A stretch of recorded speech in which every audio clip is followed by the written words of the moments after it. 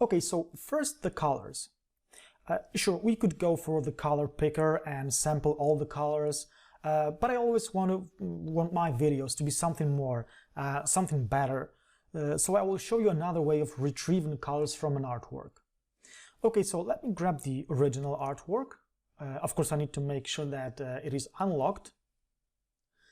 And I will move on to the swatches panel. And from the panel menu, I will choose Add Selected Colors. And just like that, I've added all the colors from the original artwork to my swatches panel, so they are now ready to use. Okay, remember when I told you that by default the shapes we created using the divide function in the Pathfinder tool are groups?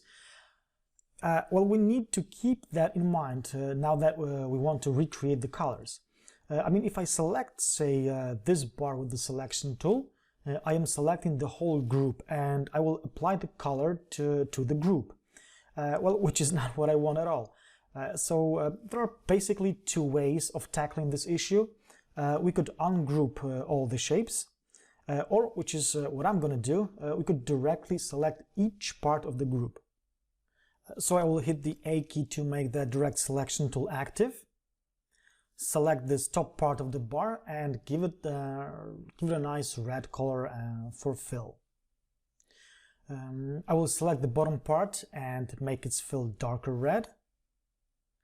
And now I will color the weights. I will shift-click the parts that are supposed to be darker and make them this dark blue.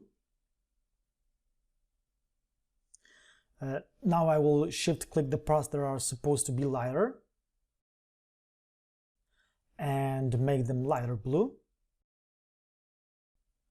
And of course the circle background must be yellow. And I don't want any strokes, so I will select all the shapes, make sure the stroke is active, and simply hit the slash key to get rid of it. And there we go, we got the icon created and already it's a complete shape. So if you want, you can stop right here, but we will take it to the next level with the long shadow effect. And for this effect, I will use blending. Blending, simply put, means sort of merge objects in either a seamless, smooth color transition or in steps. Let me show you what it's all about. First, let's copy our dumbbell and then let's lock it. Now I will paste it in front using the Ctrl F command and go to the Pathfinder tool. And in here I will choose this option right here which says Unite. What we get is one dumbbell shape which we will now clone outside our background circle, and I will do it by holding down the Alt key and simply dragging it to somewhere here. Okay. Now why did we do all of that? Well, we want to blend these two shapes together because it will be our long shadow, but in order to make it all nice and shiny, I will lower the opacity of this shape all the way down to 0. And we could do it from the transparency panel or here in the control panel. Whichever way you choose, just make the opacity 0. Now I will select both the non-transparent shape and the transparent one. And now I can finally start blending. Well, that was a quite long road, wasn't it? But you know what they say, nothing valuable comes easy, and this effect is, well, pretty special. Okay, so let's go to the Object menu, go to Blend, and choose Blend Options. In here we could choose Smooth Color, Specified Steps, or Specified Distance. We don't want to go for Smooth Color, which appears to be an obvious choice, because if I actually choose Smooth Color and make the blend by either choosing Object, Blend, and then Make, or by a very handy shortcut of Alt-Control-B, well, Illustrator is not smoothing anything, it's just giving us one step between our shapes, and that's not what we want. Well, that's because we are blending essentially between two exact colors, although with different transparency. So instead of smooth color, let's choose specified steps. And let's see what happens when we adjust the number of steps. Well, the blend starts to look as we intended. Okay, I can see that our blend looks smooth enough, so I can just accept the changes by hitting OK.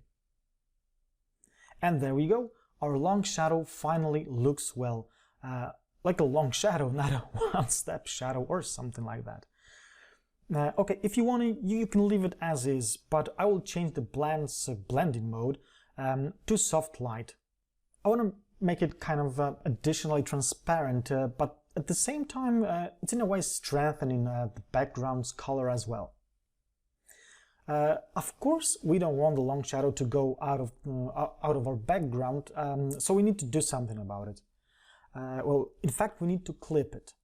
And I think the easiest way to handle the process is by using the layers panel. That's just my method, at least. This is where creating a separate layer for artwork really pays off. So I will turn to my layers panel, and I can see that I got my background, my groups of shapes, and my blend. What I want to do right now is to clip the blend, and I will do it with the circle background. So I will simply duplicate it by dragging onto the new layer icon. And now I will drag it over the blend and select by holding down the Shift key both the blend and the circle. Now we can clip the blend by either going to the Object menu, choosing Clipping Mask, and then Make. Or by using a very, very useful shortcut of Ctrl+7. And just like that, we clip the shadow so it's not falling out of our background. And virtually the last thing to do is to simply move the clip group just over the background and under our dumbbell. And there we go. Wasn't that easy? Well, it's because I make it easy, and you will see some more simple and spectacular effects in other videos. Some more flat icons are still to come, so stay tuned.